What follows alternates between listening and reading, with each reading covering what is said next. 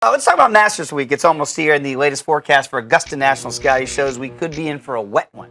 So while the wet, soft conditions are bad news for many players in the field, they're good news for long strikers like a Dustin Johnson. So I want to know, legit or not, a wet Augusta National, as you look at the forecast, is that beneficiary for, say, Rory McIlroy the most? All 4 of his major wins have come from softened courses. That's a great point. I covered his first 3 in person.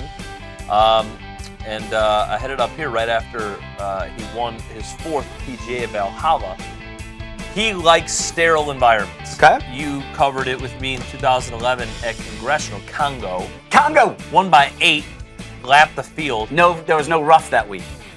It wasn't rough for him. He just played target golf.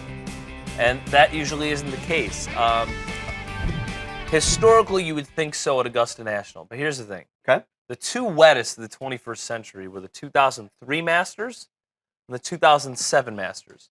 And the 2 players to win those Masters are the 2 shortest hitters to ever win the Masters. Was Zach Johnson? And Zach Johnson in 2007 held off Tiger Woods. That was a freezing. That was more cold. Cold. Yes. But the ball doesn't travel when it's cold either. And he laid up on all the par 5s, played it as a short course. And he hit it in 3 shots and still was 11 under in the par 5. So there was an anomaly there, but he's also one of the best wedge players of his era. Mike Weir held off Len Matisse in 03. In a playoff, they both were short hitters. Yeah. Now that year, and you saw 50% precipitation for Monday and Tuesday. In 2003, it was the first time you can remember where the patrons, they don't call them spectators, patrons here at Augusta, were not allowed on the grounds because the rain was so heavy on Monday, and then it didn't get better on Tuesday, and Weir was in the bottom third in distance. Rory McIlroy should have an advantage. In all theory, a guy who's walked that golf course over 50 times. Sure. We can go down almost every hole, particularly the holes where your ball is in an uphill pitch.